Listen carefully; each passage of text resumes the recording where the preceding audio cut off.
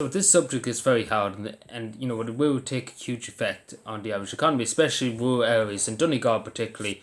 Rural counties, coastal counties, with access to the sea, fishermen especially, as you know, there was a protest in Dublin, and I fully support it because these people have been fishing Irish waters and the Irish territory waters. They not belong to the EU, they not belong to any country, they belong to the Irish Republic. That's just putting us where we have rights to our waters, our waters along the Atlantic, for example, and especially in the Irish Sea too. But we have every right to fish our own territory waters, um, no matter what the European Union says, because again, the European Union shouldn't really have a say in this. And German ships and French ships shouldn't be coming here, and taking half of the Irish, which before that, back years ago, the Irish fishermen could go and take as much as they want, and nobody would say boo to them. Um, and nothing to be done about it, nothing to be done about it, which was the right thing because it was in Irish territory waters, and now we have French, Dutch, Spanish ships coming in taking huge amount of our fish, and even the amount of profit, and then obviously Brexit too is a big nail. It's really the nail in the coffin too, because it's hard on the fishermen too, because the British have, obviously with the UK has its own territory waters, and obviously that intrudes in Irish territory waters. Again, territory waters, 12 miles. I think it's 12 miles off the coast as far as I know. Um, but again, Ireland has a lot to see around. We have to be honest, we're a landlocked country, and obviously these families have been in business and fishing business, for hundreds of years, and let's totally be honest here. They've passed it down from children to father to son, down the ladder. And I'm afraid to say, it's actually extinct. I heard a few people talking from the fishing industry that their father was a fisherman and the father before was a fisherman, and huge tradition going back, long 90 years. Some people have a tradition going back that they always were at sea fishing, and that's a long time, and now the young people, they don't see profit, they don't see anything in it, because there's no profit because this country, the European countries are coming in and robbing us blind. Like again, as one person said, what we had it all. We really had it all with regards to fishing. Back in the 70s, back in the 60s, we had it all before we sold it away. The government sold us out. Sold the fishing industry out. Just literally signed it off, gifted it away, didn't care less. About only people, again, they're worried about their own back pocket because they got a few bob out of it. They signed it off to the European Union. Again, this is what I mean too. Again, this is going to affect over 1,000 people at the protest in Dublin. And then many of them had to say they're both from Galway, Donegal, around to Dublin. Again, that's very tolling, and obviously that takes an impact on the economic standpoint too, because they're day off work. And it's, again, that tradition, it is down to die, because if the government don't support this industry, and it's something's not changed with Brexit.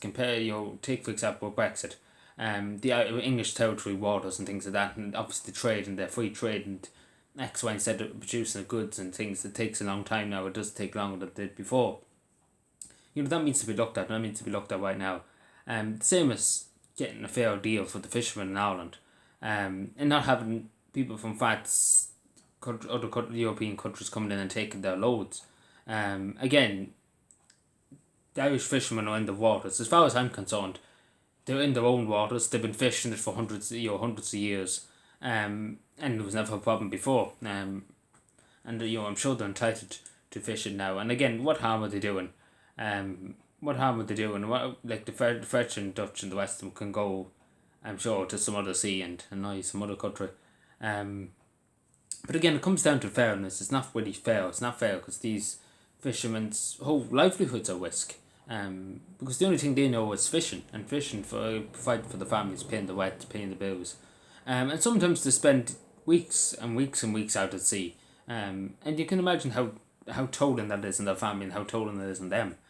And again, this government here just couldn't care less. Too busy worrying about the banks and too busy worrying about the landlords. That's all they care about. The NGOs, the rest of them. Couldn't care less. Again, it's funny how they, if something was wrong with their paychecks, the government paychecks, take for example, they'd be very quickly fixed. They wouldn't take a long time to do. But again, as far as I'm concerned, the European Union sold us out. The Irish government sold us out to the European Union, and the European Union is just using on because Ireland will go. As Paddy Tobin said, and I couldn't put it better myself, we haven't got a backbone. The Irish politicians haven't got a backbone, and that's something that I agree 100% with.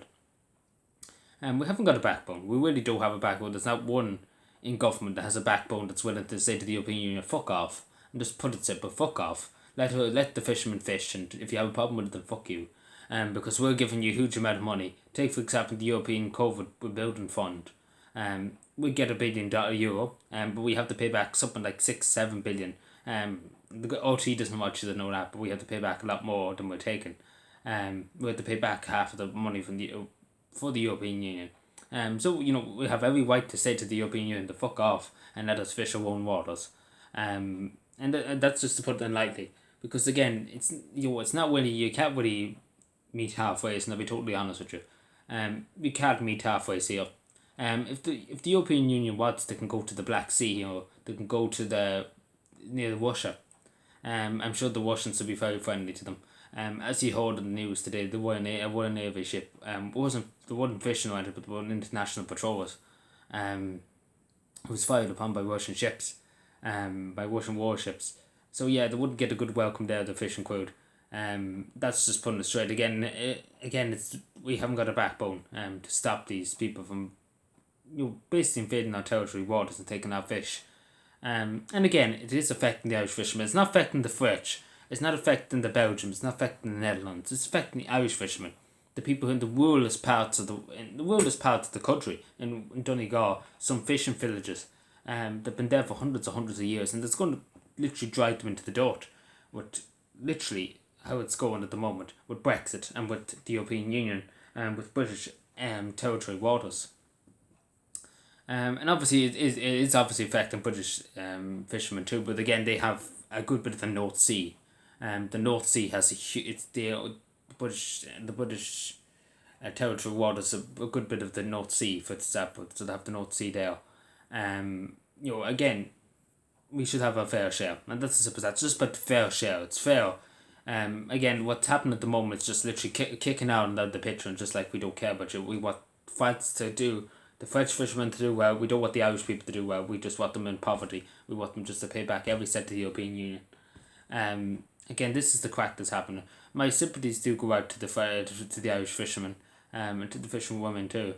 It is very difficult, and I'm sure everybody in this country sympathises with your situation. Again, this corrupt government, hard-working people, hard-working, decent people that want to make a living. And again, these are not the people that just want to sit at home and do nothing. These are the people who really want to go out and walk and want to fish and love doing their job. And the government will just turn their back on them and just forgotten about them and sold them out. And it's not fair. It's really, really not fair. I'm sure people agree. It's not fair. It's not fair. These people work hard. As I said, the weeks and weeks out maybe at sea getting fish. And that's difficult. That's difficult, especially if they have young families and things like that. That's difficult. So yeah, I just say to the government to grow a pair of balls. To stand up to this Angela Merkel, Macron, found the line, and the rest of them gone beans. Thank you.